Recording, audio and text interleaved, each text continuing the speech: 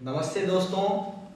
आज मैं बात करूंगा 11th क्लास में बच्चे जो फाइनल एग्जाम्स में अपीयर हो चुके हैं या पास हो चुके हैं उनकी मेंटल कंडीशनिंग को लेके। देखिए, स्कूल की पढ़ाई में क्लास के दौरान जो सबसे मुश्किल क्लास है वो 11वीं क्लास है। 11th class is the most difficult class. Now why it is difficult? Actually में खासतौर पे साइंस स्ट्रीम के बच्चों के लिए क्लास 10th में जो साइंस और मैथ्स का लेवल होता है और जो 11th में लेवल होता है उसमें बहुत डिफरेंस है। प्लस जो सब्जेक्ट में क्वांटिटी है, मतलब कोर्स बहुत ज्यादा है, टफ भी है और टाइम भी कम मिलता है। अक्सर बच्चे सीरियस हो पाते हैं जुलाई तक और उनके एग्जाम्स फरवरी में स्टार्ट भी हो जाते हैं, तो उनको रिवीजन का टाइम ही नहीं मिलता। इसकी वजह से बहुत मेहनत करने के बावजूद एक 90% वाला बच्चा अगर 70% नंबर लाता है तो मुझे अचंभा नहीं होता, लेकिन बच्चे के लिए और उसके पेरेंट्स के लिए ये एक शॉक होता है।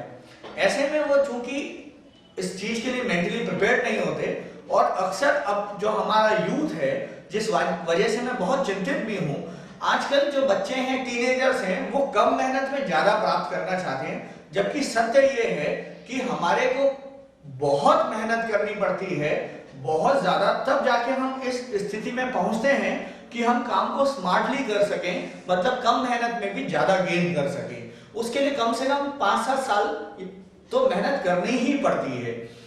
ऐसे में बच्चे की जो मेंटल कंडीशन होती है वो ये होती है कि थोड़ी मेहनत कर रहे हैं तो भी रिजल्ट नहीं आ रहा, बिल्कुल नहीं कर रहे हैं या बहुत ज्यादा मेहनत कर रहे हैं तो भी रिजल्ट नहीं आ रहा। तो इसलिए सबसे बढ़िया तरीका है मेहनत ही नहीं करो।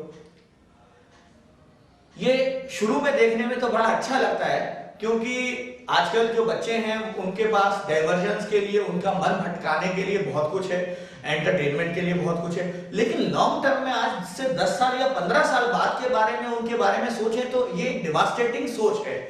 अक्सर इस सोच के बारे में ना पेरेंट्स बात करते हैं, ना स्कूल के टीचर्स बात करते हैं। मैं ये बच्चों को कहूंगा, आप भले ही सक्सेसफुल हो या ना हो, आपके नंबर आए या नहीं आए, आप बहुत मेहनत कीजिए। आप जितनी मेहनत कर सकते हैं, क्योंकि 11th में आपके पास बोर्ड्स का कोई प्रेशर नहीं है। इवन जो वेल टू डू फैमिलीज या मिडिल क्लास फैमिलीज से बच्चे हैं वो और ज्यादा मेहनत करें, क्योंकि उनको तो अपने लिए कम से कम पढ़ाई या पढ़ाई से रिलेटेड सुविधाओं को जुटाने के लिए, ऐसा नहीं है कि आप में से कोई बच्चा अखबार सुबह बांटता हो या ट्यूशन पढ़ा के अपना काम चलाता हो या कार धो के अपने ट्यूशन फीस का इंतजाम कर रहा हो, ऐसा नहीं होगा। कम से कम इंडियन कल्चर में मिडिल क्लास फैमिलीज में ये चलन नहीं है। लेकिन मैं इतना जरूर कहूंगा कि इस सोच से जरूर बचना है कि हमें इंजीनियरिंग लाइन में नहीं जाना, एक इजी वे आउट ढूंढें, मेहनत से बचें। ऐसा नहीं कि मान लीजिए आपको इंजीनियरिंग की लाइन में नहीं जाना है तो नहीं जाना है, या जाना है, या इंजीनियरिंग करने के बाद भी आप जरूरी नहीं कि कोर इंजीनियरिंग में जाएं, आप मैनेजमेंट में, फाइनेंस में, मार्केटिंग में, बैंक में, किसी भी लाइन में जा सकते हैं। तो इन सभी लाइंस में एक इंपॉर्टेंट बात है जो है कंपटीशन या कॉम्पिटिटिव कंडीशनिंग। कॉम्पिटिटिव कंडीशनिंग ये बहुत इंपॉर्टेंट है।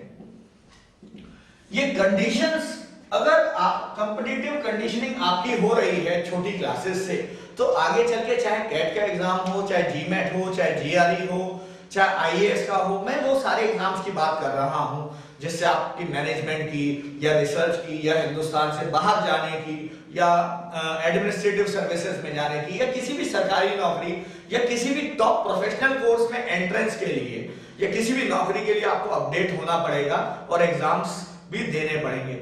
आपकी जितनी जल्दी कॉम्पिटिटिव कंडीशनिंग हो उतना आसान है। इसमें खासतौर पे वो लोग जो आराम तलब हैं उनको थोड़ी तकलीफ जरूर होगी, लेकिन इसके जो 10 साल बाद, 15 साल बाद जो रिजल्ट्स आएंगे वो बहुत मीठे फ्रूट्स होंगे। अभी हो सकता है एकदम से रिजल्ट ना मिले, इसका फायदा ना पता चले, लेकिन इसका लॉन्ग टर्म में आपकी लाइफ, कम से कम जो प्रोफेशनल कैरियर है जिसकी वजह से आपके घर का चूल्हा जलेगा, रोजी रोटी चलेगी, उसको बनाने में आपको बहुत मदद मिलेगी। इन्हीं शुभकामनाओं के साथ मैं अपनी बात को समाप्त करता हूं। Thank you very much.